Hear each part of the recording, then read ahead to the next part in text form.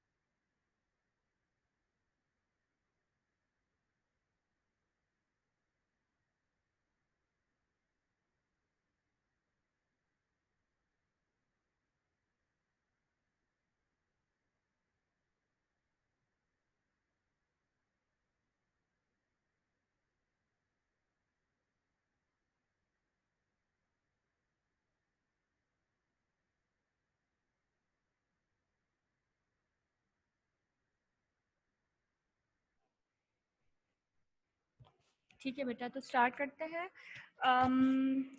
Last class में basically बेटा आज जो है ना हम लोग की एक रिवीजन क्लास है, ठीक है? हम लोगों ने लास्ट क्लासेस में जो हम डिस्कस कर चुके हैं हम थोड़ा बहुत वो पढ़ेंगे, और बेसिकली जो पहले हमने क्लासेस में डिस्कस किया है उसको आज थोड़ा सा हम रिपीट करेंगे, ठीक हो गया?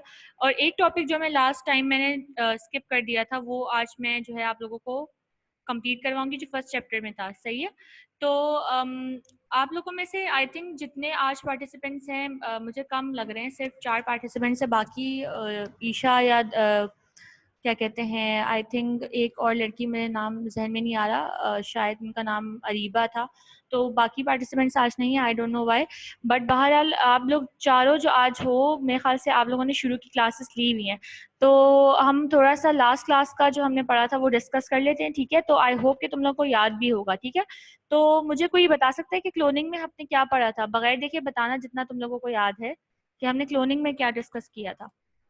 क्लोनिंग में जेनेटिक मटेरियल्स की कॉपीज बनती हैं ठीक और है। ह्यूमंस में अगर देखा जाए तो जो ट्विन्स होते हैं वो हम्म, सही है। एग्जांपल। और क्लोनिंग के बारे में और कुछ? उसके एडवांटेजेस पढ़े थे हमने कि इंसुलिन वगैरह बनती है उससे और ग्रोथ हार्मोन वगैरह तक हो जाते हैं। इंसुलिन का क्या काम होता है? इंसुलिन का काम ये होता है कि बॉडी में जो शुगर बन रही है उसको कंट्रोल करती है वो। वेरी गुड, एक्सीलेंट, ठीक है। डायबिटिक होते हैं उनको हम्म, कंट्रोल करती है शुगर। ठीक है, वेरी गुड, सही है। और हमने शायद ग्रोथ हार्मोन की भी बात की थी, किसी को याद है ग्रोथ हार्मोन क्या था? ग्रोथ हार्मोन जो जिनकी हाइट छोटी होती है हम्म, उनको की हाइट नॉर्मल करने के लिए यूज किया जाता है। ठीक है, वेरी गुड, सही है। निम्रा के अलावा और कोई नहीं बताना चाहेगा क्या होती है क्लोनिंग? अच्छा, हाइड्रोपोनिक्स बता दो कि हाइड्रोपोनिक्स क्या होती है। मिस हाइड्रोपोनिक्स वो जो पानी में प्लांट्स को ग्रो किया जाता है। ठीक है, पानी में प्लांट्स को ग्रो किया जाता है। मिनाहिल, आपने अनम्यूट किया था बेटा, आप मुझे इसके एडवांटेजेस बता सकते हो, हमने जो पढ़े थे हाइड्रोपोनिक्स के? बस जब हम हाइड्रोपोनिक्स को सॉइल में जो है हम जब प्लांट को सॉइल में ग्रो करते हैं तो उसमें वीड्स बन जाते हैं जो कि सॉइल के लिए वो प्लांट्स को डिस्ट्रॉय करते हैं। तो ठीक है, जब हम हाइड्रोपोनिक्स का प्रोसीजर करते हैं तो उसमें सिर्फ हमें वाटर चाहिए होता है जिससे जो है प्लांट जो है हमारा डिस्ट्रॉय नहीं होता। एक्सीलेंट, ठीक है। और इसकी भी और सेकेंड भी क्या फवाइद है? एडवांटेज हम्म, सेकेंड एडवांटेज ये है कि हमें हाइड्रोपोनिक्स में एरिया रिक्वायर्ड नहीं होता, सिर्फ हमें वाटर चाहिए होता है। ठीक है, थर्ड एडवांटेज ये है कि जब हम ना मतलब प्लांट्स को बंजर इलाकों में भी ग्रो कर सकते हैं। फॉर ठीक है, एग्जांपल वेरी जब हम टोमेटोज को मतलब हम ग्रीन हाउस में ग्रो कर सकते हैं। सही है, एक्सीलेंट, ठीक है। और चौथा और पॉइंट याद है? फोर्थ एडवांटेज हम्म, यस मिस फोर्थ एडवांटेज ये था कि जब हम सॉइल में प्लांट को ग्रो करते थे तो हमें पता नहीं चलता था कि कौन से मिनरल प्लांट को प्रोवाइड किए जा रहे हैं और कौन से नहीं। लेकिन जब हम हाइड्रोपोनिक्स में प्लांट को ग्रो करते हैं तो हमें ये भी पता चलता रहता है कि कौन से आर्टिफिशियल मिनरल्स प्लांट को चाहिए और हम्म, कौन से प्लांट को जो वाटर है वो प्रोवाइड कर रहा है मिनरल्स। ठीक है, एक्सीलेंट एक्सीलेंट बेटा, बहुत अच्छा बताया आपने, मुझसे ज़्यादा आपने अच्छा एक्सप्लेन कर दिया। तो इसका मतलब है तो आप लोग को याद है कि हमने लास्ट क्लासेस में क्या पढ़ा था, तो ये बहुत अच्छी बात है। आई एम वेरी इम्प्रेस्ड, आप लोग को याद है तो ये बहुत अच्छी बात है। ठीक है, इसका मतलब है तुम लोग साथ साथ पढ़ रहे हो। ठीक है, और पढ़ना भी चाहिए, ना सिर्फ बायो बल्कि जितने भी सब्जेक्ट्स आपको पढ़ाए जा रहे हैं वो सब साथ साथ कवर करो, तो it would be easier for you later on. सही है। अच्छा, हम थोड़ी सी इसी चैप्टर में जो हमने पहले पढ़ा था क्लोनिंग और क्या कहते हैं हाइड्रोपोनिक्स, तो हमने डिस्कस कर लिया। बट ये जो टॉपिक हमारे पास रह गया था, ये concept of biological control and integrated disease management, ठीक है, ये आज मैं टॉपिक आप लोगों को इसलिए करवा रही हूँ क्योंकि अब हमने सेकंड चैप्टर तो स्टार्ट कर दिया। ठीक है, तो वो आगे पढ़ने से पहले मैं चाह रही हूँ कि हम जो है फर्स्ट चैप्टर को कम्प्लीटली जो है वो कवर कर लें, फिर उसके बाद हम उसमें आगे बढ़े। लास्ट टाइम ऐसा हुआ था कि बारिश की वजह से जो है ना आप लोग थे नहीं क्लास में, ऑब्वियसली लाइट का इशू था। तो किसी ने जो रिकॉर्डेड क्लास है वो देखी है, जो क्लास मैंने रिकॉर्ड की थी वो अपलोड की है या आप लोगों ने देखी है? नो मिस, वो प्राइवेट आ रही है तो खोल ही नहीं रही वो वाली वीडियो। आप लोगों को लिंक नहीं मिला जो वीडियोस अपलोड नो होती है? मिस। ऐसा क्यों होता है? मतलब मुझे तो ये बताया गया कि आप लोगों को लिंक दे दिया जाता है नो सबके मिस, पास। लास्ट क्लास जो बायो की हुई थी हाँ उसकी हाँ, लिंक नहीं आई। अच्छा, उससे पहले की क्लासेस की सबकी लिंक है आप लोगों के पास? वीडियोस अवेलेबल हैं? Yes miss. अच्छा, वो है, ठीक है, मैं फिर पूछ लूंगी, हो सकता है वीडियो ना रिकॉर्ड हुई हो। बहरहाल मैंने उसमें सिर्फ आप लोगों को रेजोल्यूशन और मैग्निफिकेशन का थोड़ा सा बताया था, बट डोंट वरी, मैं उसको दोबारा से कवर कर लूंगी। वो मैंने बिल्कुल थोड़ा सा बताया था, तो वो मैं दोबारा बता दूंगी। बहरहाल आज हम ये टॉपिक 1.5 डिस्कस कर लेते हैं, फिर हम जो है जो किंगडम प्रोटोक्टिस्टा हमने पहले पढ़ा था और जो इस चैप्टर में हमने मजीद एंटीबायोटिक्स वगैरह से रिलेटेड चीजें पढ़ी थी, वो थोड़ा सा आज रिवाइज कर लेते हैं। और कल जो है ना हम आपका जो रेजोल्यूशन है और जो मैग्निफिकेशन है वो वाला टॉपिक जो है वो हम वहां से फिर कंटिन्यू करेंगे। ठीक हो गया? देखो, रिवीजन कराने का मकसद ये है कि हम लोग, क्योंकि अभी बिल्कुल स्टार्ट है, तो ऐसा ना हो कि हम बहुत तेजी से पढ़ना शुरू हो जाए, पीछे जो हमने पढ़ा है वो हम बिल्कुल ही भूल जाएं। सही है, तो ये वाला टॉपिक करने के बाद हम दोबारा से रिवाइज करते हैं। अच्छा, द यूज ऑफ नेचुरल, बेटा मैं पेज नंबर 12 पे हूँ जो आप स्लाइड देख रहे हो। ठीक है, the use of natural processes to combat pathogens is very helpful.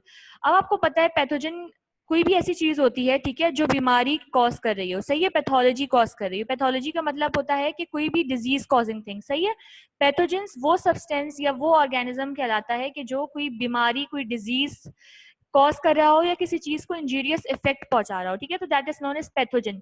अब अगर आप पैथोजेंस की एग्जाम्पल के बारे में बात करो तो जैसे वायरस है, ठीक है, बैक्टीरिया है, पैरासाइट्स हैं, ठीक है, तो ये सब चीजें क्या है, ये पैथोजेंस है, क्योंकि ये हमारी बॉडी के लिए इफेक्टिव तो नहीं है ना, हमें तो नुकसान ही पहुंचा रहे होते हैं मोस्ट ऑफ द केसेस में, कि वायरस है, बैक्टीरिया, सारी बीमारियां इन्हीं माइक्रो ऑर्गेनिजम्स की वजह से हो रही होती है। ठीक है, तो all of these are pathogens.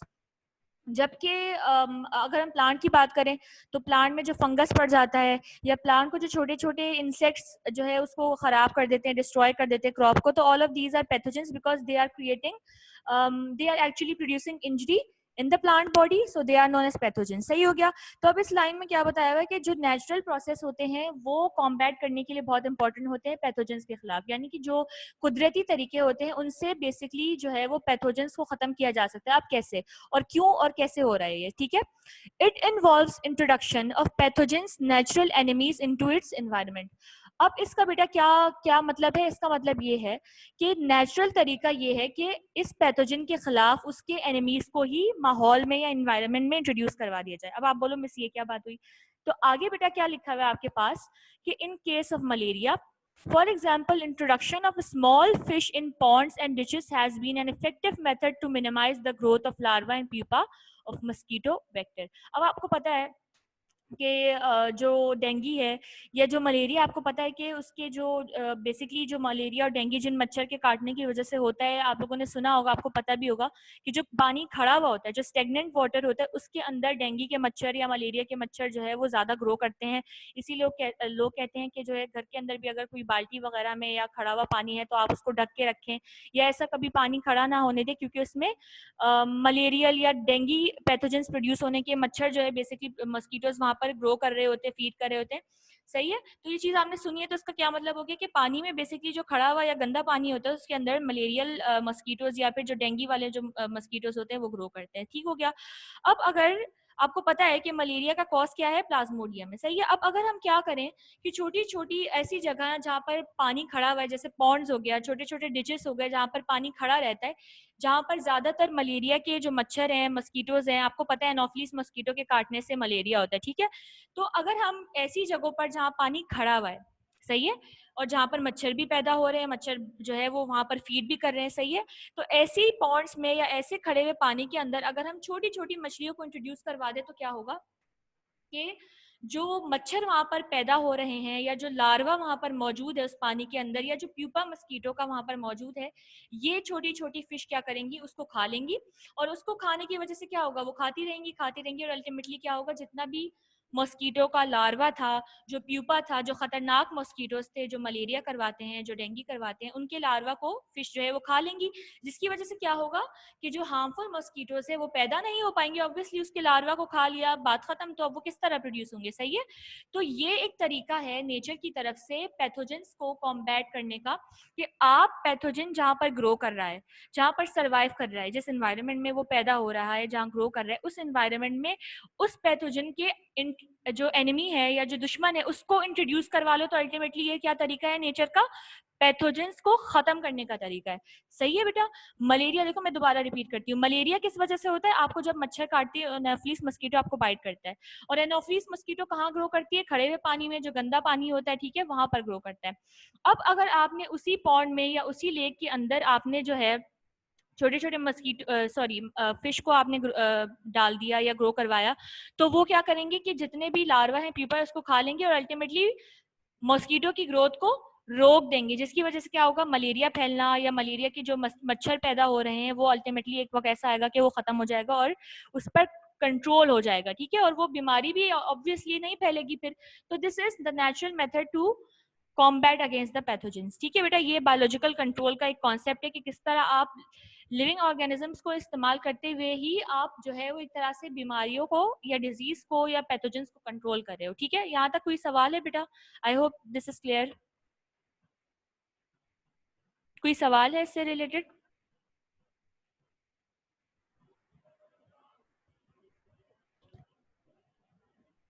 कोई सवाल नहीं है बेटा?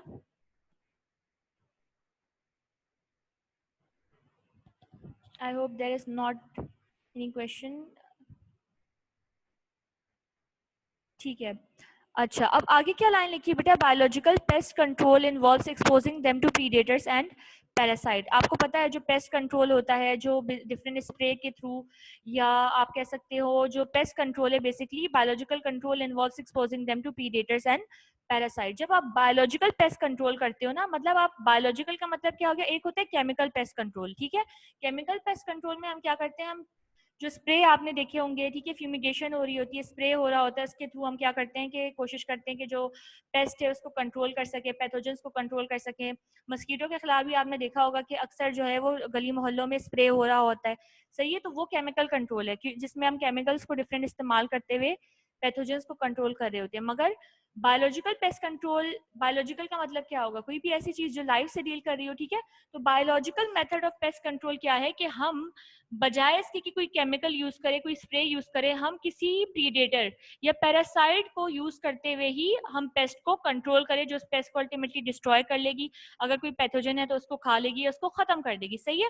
प्रीडेटर्स का मतलब ऐसे ऑर्गेनिजम्स होते हैं जो दूसरों का शिकार करते हैं, ठीक है। प्रीडेटर्स का मतलब वो ऑर्गेनिजम्स जो शिकार करके अपना खाना हासिल करते हैं। और पैरासाइट तो आपको पता है कि ऐसे ऑर्गेनिजम्स होते हैं जो टोटली या फिर जो है वो आप कह सकते हो पार्शियली डिपेंडेंट होते हैं होस्ट पर अपनी न्यूट्रिशन को फुलफिल करने के लिए and for the reproduction as well, ठीक है। सो बायोलॉजिकल पेस्ट कंट्रोल में क्या होता है कि हम एक्सपोज करवाते हैं जो पेस्ट होते हैं उसको टू प्रीडेटर्स। ऐसे प्रीडेटर्स का मतलब वो ऑर्गेनिज्म जो कि बेसिकली जो है आपके पास क्या कहते हैं शिकार करके खाना ऑब्टेन करते हैं, और पैरासाइट्स वो ऑर्गेनिज्म जो दूसरों पर डिपेंड करते हैं, सही है। तो this is a method of pest control, biological pest control. जैसा कि आपने ऊपर पढ़ा कि हमने क्या किया, जो स्मॉल फिश है बेसिकली जो प्रीडेटर्स हैं, जो कि प्यूपा को खा रहे हैं, लार्वा को खा रहे हैं मस्कीटो के, उसको इंट्रोड्यूस करवा दिया, तो अल्टीमेटली क्या हुआ, इनडायरेक्टली मलेरिया की बीमारी कम होने लग गई, क्योंकि मच्छर ही नहीं पैदा हो रहे। और मच्छर क्यों नहीं पैदा हो रहे, बिकॉज उनके लार्वा को जो स्मॉल फिश हमने इंट्रोड्यूस करवाई थी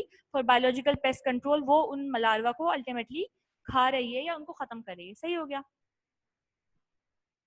अच्छा, अब आगे क्या बात लिखी हुई है बेटा? Growing plants in climates that are unsuitable for the pathogen can control plant diseases.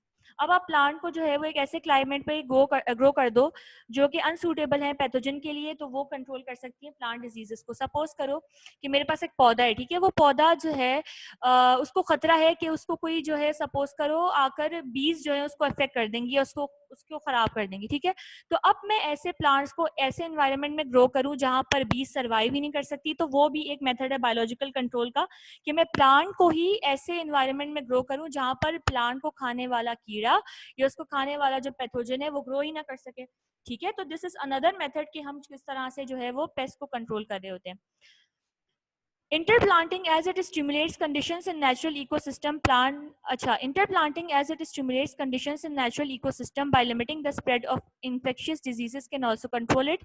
Another effective method is eradication of disease which is achieved by crop rotation. Crop rotation का मतलब ये होता है कि हम जो है वो एक ही जमीन पर मुसलसल बार बार एक ही क्रॉप ना ग्रो करते रहे, बल्कि जितनी भी क्रॉप्स वहां पर ग्रो हो रही हैं उन क्रॉप्स को चेंज करते रहे, रोटेट करते रहे, ठीक है, जिसकी वजह से क्या हो, ऐसा ना हो कि एक ही हमने जमीन पर जो है एक ही प्लांट को ग्रो करते रहे, तो जिसकी वजह से क्या हुआ, वहां पर कोई खास पैथोजन जो है वो स्ट्रांग हो गया और वहां पर उसने कब्जा कर लिया कि भाई अब मैं इस क्रॉप को इजीली वहां पर डिस्ट्रॉय कर सकता हूँ, ठीक है। तो ये क्रॉप रोटेशन का भी एक मेथड है जिसको आपने शायद पीएचडी में भी कभी सोशल स्टडीज में भी पढ़ा हो कि क्रॉप रोटेशन के थ्रू किस तरह से हम लोग बेसिकली प्लांट को प्रोटेक्ट कर रहे होते हैं, कि हम बार बार एक ही जगह पर एक ही प्लांट को एक ही क्रॉप को ना ग्रो करें, बल्कि we keep on rotating the area on which we are going to plant. सही है।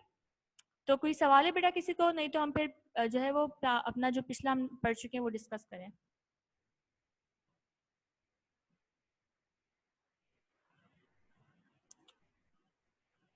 बेटा आप लोगों को समझ में आ रहा है मैंने अब तक जो समझाया है? कोई सवाल है किसी को?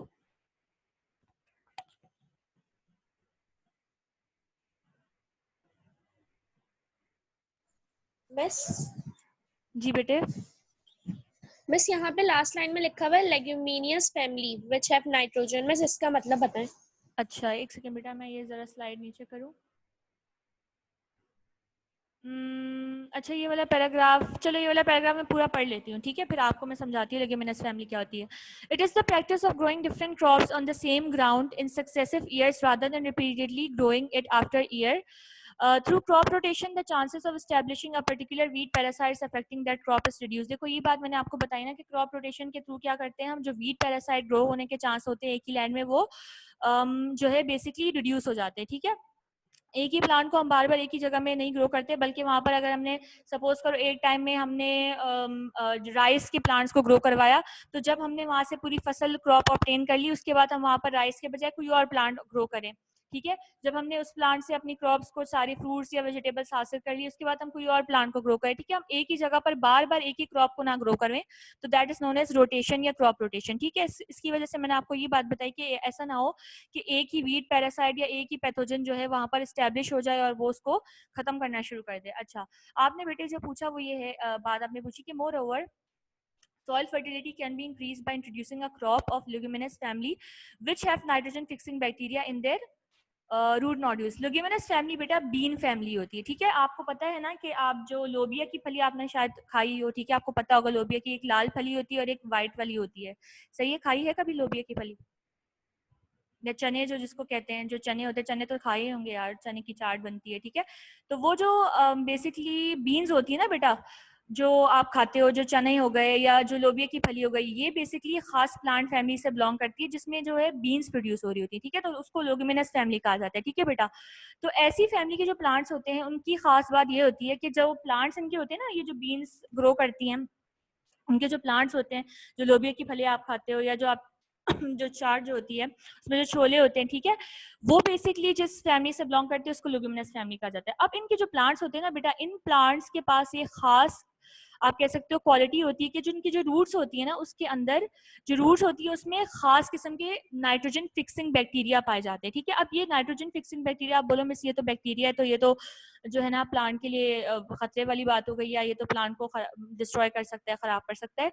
तो जो नाइट्रोजन फिक्सिंग बैक्टीरिया होते हैं ना बेटा, ये प्लांट के लिए हार्मफुल नहीं होते, बल्कि ये प्लांट के लिए इंपॉर्टेंट होते हैं और नेसेसरी होते हैं, क्योंकि आपको पता है कि नाइट्रोजन प्रोटीन का एक अहम कंपोनेंट होता है, ठीक है, और protein is necessary for the body. और इसी तरीके से जो प्लांट्स होते हैं ना बेटा, प्लांट्स को जो है नाइट्रोजन की जरूरत होती है, because nitrogen is also obtained from the soil. और इन्वायरमेंट में जो नाइट्रोजन की आपको पता है कि अच्छा मुझे ये बताओ कि एयर के अंदर कितने % नाइट्रोजन मौजूद होती है? 21% तो ऑक्सीजन होती है ना, और जो नाइट्रोजन वो कितनी होती है एयर के अंदर, किसी को पता है? नहीं पता? मैं 7%। नहीं 7 तो बहुत कम है यार, नहीं 78% होती है, ठीक है।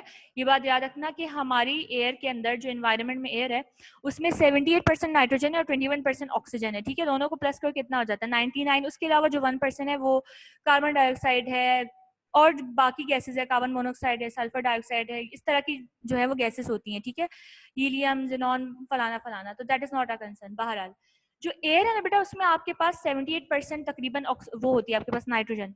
तो अब क्या करता है प्लांट, जो एयर के अंदर नाइट्रोजन होती है ना, उस नाइट्रोजन को यूज करता है कैसे?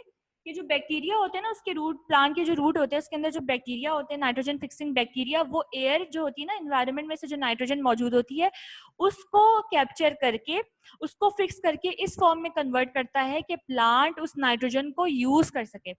नाइट्रोजन फिक्सिंग का मतलब क्या हो गया? नाइट्रोजन गैस को फिक्स करना, और इस तरीके से फिक्स करना कि वो नाइट्रोजन प्लांट यूज कर सके, ठीक है। इस तरह से नाइट्रोजन को फिक्स करना कि वो प्लांट उसको इजीली यूटिलाइज कर सके।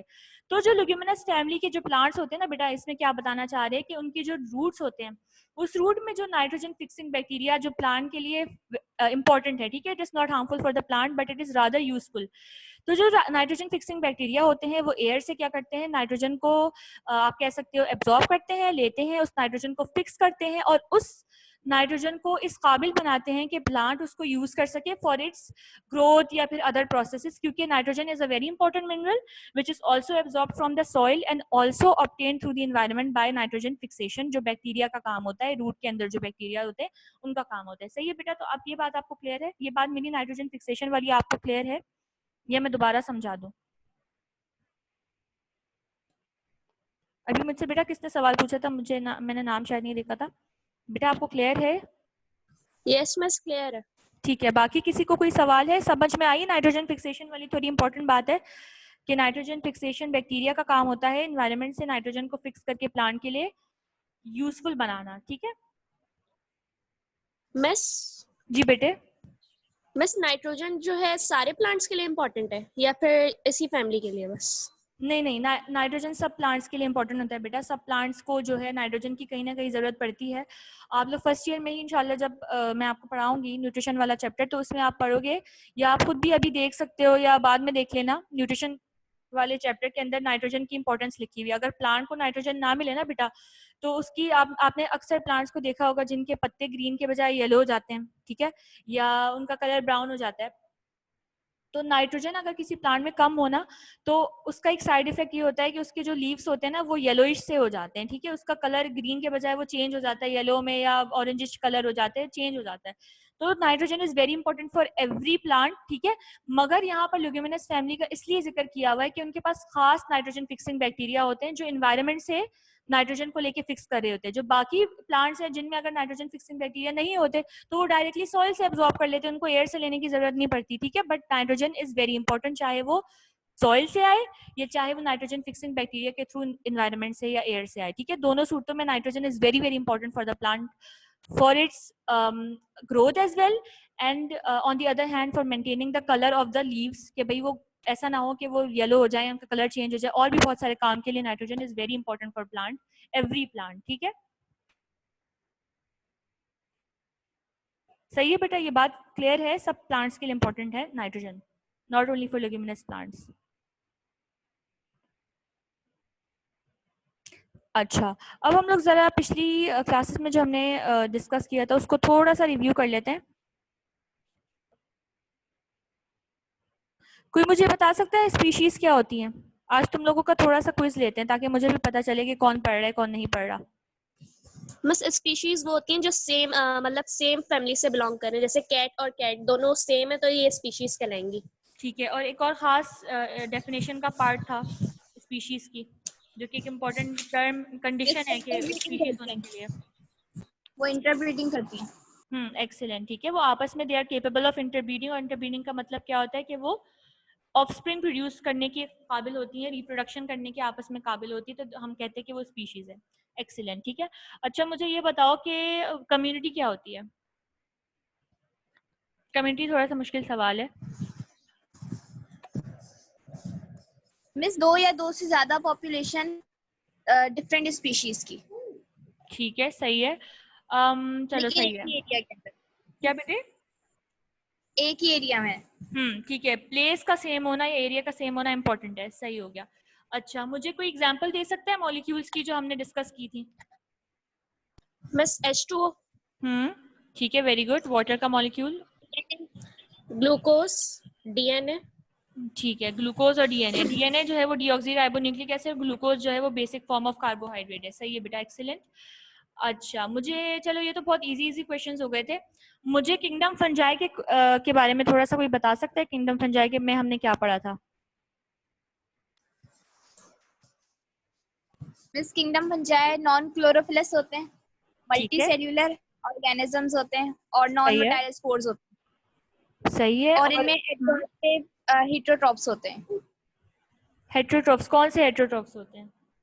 Absorptive absorptive, heterotrophs very good, ठीक है। एब्जॉर्प्टिव का मतलब क्या हो गया कि ये इंजेस्ट नहीं कर रहे होते। एब्जॉर्ब करते हैं। वेरी गुड, ठीक है, इंजेस्ट कर रहे होते, सही हो गया। अब इसकी जो सेल वॉल होती है बेटा वो किससे बनी हुई होती है? मैंने ये बात बताई थी। साइनोसेट नहीं नहीं नहीं नहीं, साइनोसेट ना ना ना ना, सेल वॉल किससे बनी हुई होती है? कार्बोहाइड्रेट, हाँ, वो क्या नाम होता है उस कार्बोहाइड्रेट का? Chitinous, excellent. Chitin cell. हाँ, काइटिन से बनी हुई होती है। और प्लांट की सेल वॉल किससे बनी हुई होती है? प्लांट की सेल वॉल किससे बनी हुई होती है? सेल्यूलोज, एक्सीलेंट, सेल्यूलोज से बनी हुई होती है, ठीक है। सिनोसाइटिक का क्या मतलब होता है बच्चे? अभी कौन बोल रहा था सिनोसाइटिक? मुझे बताओ सिनोसाइटिक का क्या मतलब? मिस जिसमें एक से ज्यादा न्यूक्लियस हो। ठीक है, मल्टीपल न्यूक्लियाई अगर किसी स्ट्रक्चर में होते हैं तो हम कहते हैं कि वो सिनोसिटिक होता है, ठीक है। दुआ बेटा आप कब से कुछ नहीं बोल रही है? दुआ ने अभी अनम्यूट किया था। जी बेटे, दुआ कुछ बोलना है आपको? अच्छा मुझे आपको ये बता दो कि जो आपके पास वो होते हैं यूकैरियोट्स होते हैं और आपके पास जो प्रोकैरियोट्स होते हैं, उनमें बेसिक क्या डिफरेंस होता है? और दोनों की एग्जांपल भी चाहिए मुझे, मुझे एग्जांपल बताओ। मिस यूकैरियोट्स के पास जो होता है प्रॉपर न्यूक्लियर मेम्ब्रेन होता है और प्रोकैरियोट्स के पास प्रॉपर न्यूक्लियर मेम्ब्रेन नहीं होता।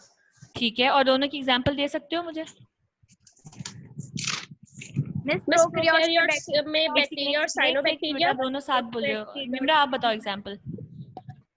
मिस प्रोकैरियोट्स के अंदर साइनोबैक्टीरिया और बैक्टीरिया, और यूकैरियोट्स में ह्यूमंस।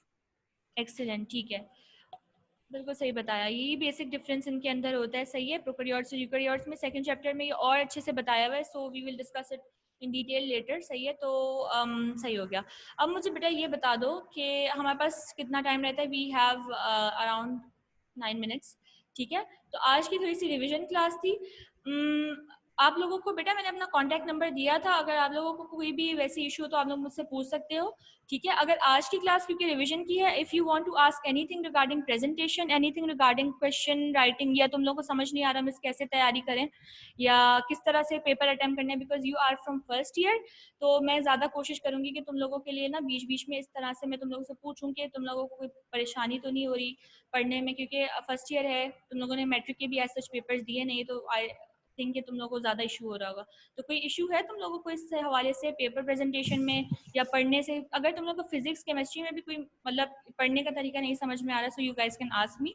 परसों मुझे निम्रा नाम की लड़की ने मुझे मैसेज किया था, I thought she is from first year, क्योंकि मैंने निम्रा नाम फर्स्ट ईयर में ही देखा था, but she was from second year, तो उसको मैंने बहुत डिटेल में गाइड कर दिया था कि जो है वो किस तरह पढ़ना है। तो if you guys have any question regarding it तो पूछ सकते हो, या इस चैप्टर में हमने जितना पढ़ा है उससे हवाले से कुछ पूछना है तो तुम लोग पूछ सकते हो।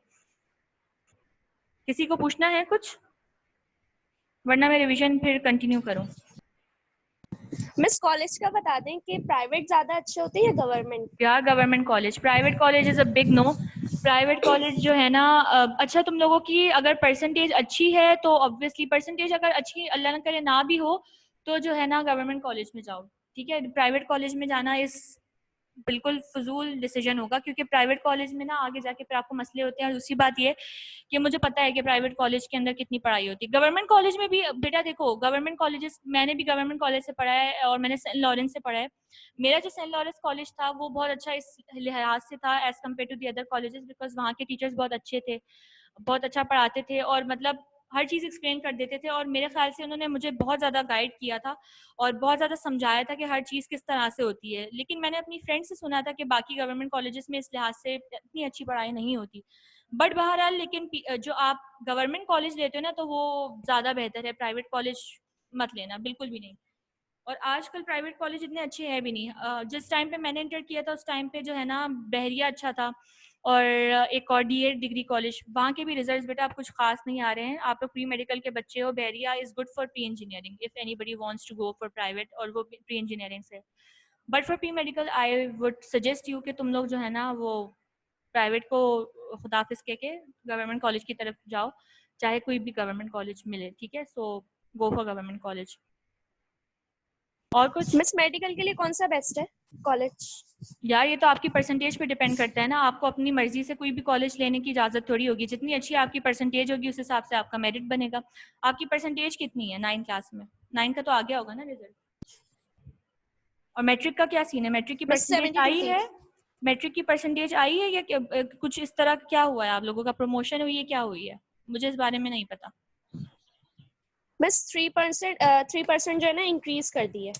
तो मतलब आपकी 75 हो गई ना परसेंटेज, 72 से यस 75 हो मिस। गई। यार 75 पे टू बी वेरी ऑनेस्ट, देखो जो अच्छे प्री मेडिकल के लिए कॉलेजेस है ना गवर्नमेंट, वो हैं पीसीएचएस और सेंट लॉरेंस। जो मेरा कॉलेज था उस टाइम पे जो है सेंट लॉरेंस, जिस टाइम पे मैंने मैट्रिक किया था उस टाइम पे सेंट लॉरेंस वो सेकंड, बट जब मैं फर्स्ट ईयर में आई तो वो फर्स्ट पे आ गया था बिकॉज पीसीएचएस ब्लैक लिस्ट हो गया था। बट कहते हैं पीसीएचएस गुड, और इसके अलावा सेंट लॉरेंस हो गया। लेकिन देखो 75 परसेंटेज में ना सेंट लॉरेंस में मिलेगा, जो मैं आपको हकीकत बता रही हूँ, मैं आपको किसी उसमें नहीं रखना चाहिए। 75% आपको खुद भी पता है थोड़ी सी कम है। अगर 80 प्लस होता ना तो फिर भी कोई चांस होता।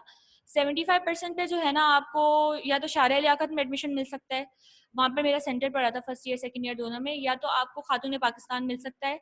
इसके अलावा और मेरा नहीं ख्याल कि कोई कॉलेज मेरे अभी जहन में नाम आ रहा हो। इन दोनों कॉलेजेस में आपको मोस्ट प्रोबेबली मिल सकता है एडमिशन। बाकी पीसीएचएस और सेंट लॉरेंस के लिए 85 से ज़्यादा वो लोग परसेंटेज मांग रहे होते हैं। सही है। तो अब ये हमारे ऊपर डिपेंड नहीं कर, हमारी चॉइस नहीं होती कि हमें एडमिशन मिले कि हम जिस चाहे कॉलेज में जाना चाहिए। आपके मेरिट पे डिपेंड करता है। जितनी अच्छी आपकी परसेंटेज होगी उतने अच्छा आपको कॉलेज में एडमिशन मिलेगा। और कुछ पूछना है बेटे? 5 मिनट है, अगर 5 मिनट में अगर आप लोग को और कुछ पूछना है तो किस तरह पढ़ना है या कुछ भी।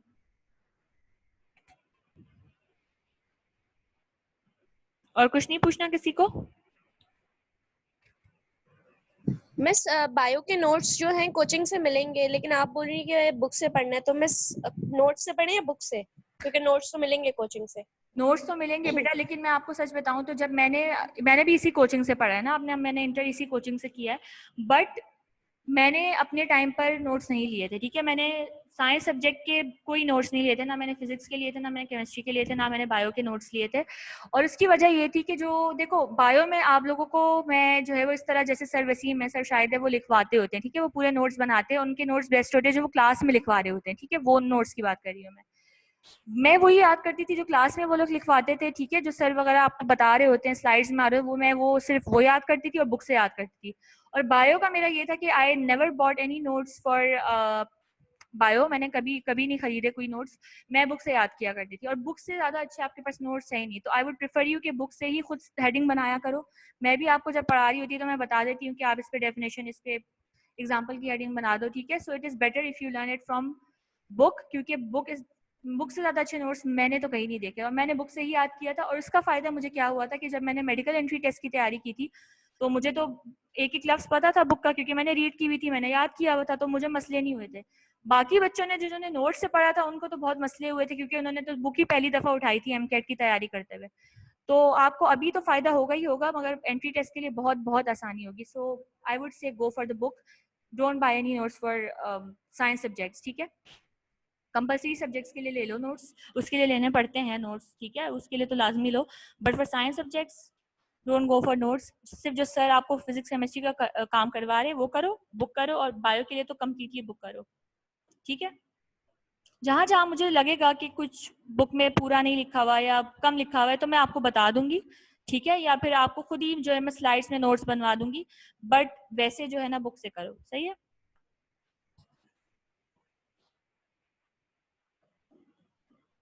बस बाकी सबको तो कुछ नहीं पूछना ना बेटे।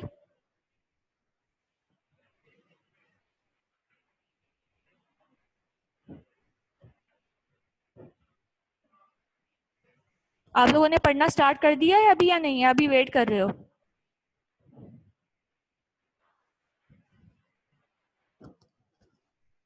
लगता है पढ़ना मिस स्टार्ट कर नहीं दिया। किया। अच्छा कर लिया स्टार्ट, चलो ये तो बहुत अच्छी बात है अगर स्टार्ट कर दिया। साथ साथ कवर करो बेटा, क्योंकि बाद में ऑनेस्टली फर्स्ट ईयर इतना इतना ज़्यादा सिलेबस है ना कि एंड में जाकर अगर आप अभी से नहीं करोगे ना तैयारी तो एंड में जाकर इतने आपके लिए मसले होंगे कि आप सोच सकते हो बस।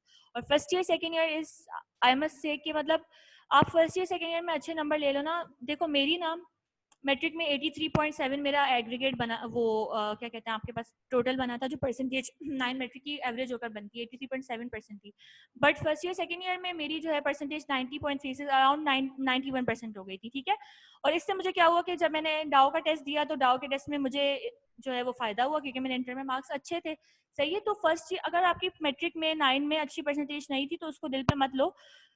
फर्स्ट ईयर सेकंड ईयर में अगर आप सही से मेहनत कर लोगे ना तो आपको किसी अच्छे मेडिकल कॉलेज में एडमिशन मिल सकता है बिल्कुल आराम से, ठीक है। तो इसीलिए कहते हैं कि फर्स्ट ईयर सेकंड ईयर में जितनी मेहनत हो सकती है ना, जितना स्टेमिना है बस मेहनत कर लो। आगे मेहनत करनी पड़ेगी, ऑब्वियसली करनी पड़ेगी, बगैर मेहनत के तो कुछ भी नहीं होता।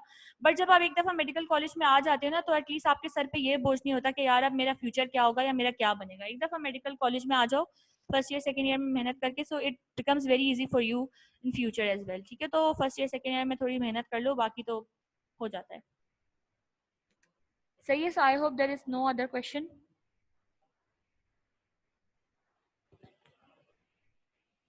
मिस प्लीज आप वो लिंक आप पूछ लीजिएगा सर से। कौन सी लिंक बेटे? मिस जो लास्ट क्लास आपने बोला था रिकॉर्ड की थी आपने। अच्छा लास्ट क्लास की, देखो अगर लिंक अवेलेबल नहीं भी होती ना तो मैं लास्ट क्लास में मैंने आप लोगों को जो लेक्चर के अंदर बताया था वो मैग्निफिकेशन थोड़ा सा बताया था, रेजोल्यूशन तो नेक्स्ट कल की क्लास में मैं वो रिपीट कर दूंगी। अगर लिंक ना भी आए तो परेशानी वाली बात नहीं है, मैं बता दूंगी दोबारा, ठीक है, क्योंकि उसमें कोई बच्चा प्रेजेंट था ही नहीं तो मैंने भी थोड़ा सा बताया था और सिर्फ रेजोल्यूशन मैग्निफिकेशन बताया था, तो वो मैं कल रिपीट कर दूंगी। लिंक ना भी आए तो बेटे खैर है, सही है, परेशान नहीं होना, मैं कल वो दोबारा बताऊंगी, सही है बेटा। कल की क्लास के लिए फिर आपको वो 30 मिनट्स का लेक्चर देखना पड़ेगा और मैंने सिर्फ एक दो डेफिनेशन ही बताई हैं उसमें। तो कल जो है इंशाल्लाह जुम्मे वाले दिन कल मैं ये दोबारा रिपीट कर दूंगी, सो उसके लिए घबराने की जरूरत नहीं है, ठीक है बेटा। मीटिंग एंड होने वाली, मीटिंग एंड करते हैं और कल इंशाल्लाह फिर जो है सेकंड चैप्टर मैग्निफिकेशन रेजोल्यूशन से हम जो है वो स्टार्ट करेंगे, ठीक है बेटा। अल्लाह हाफिज़।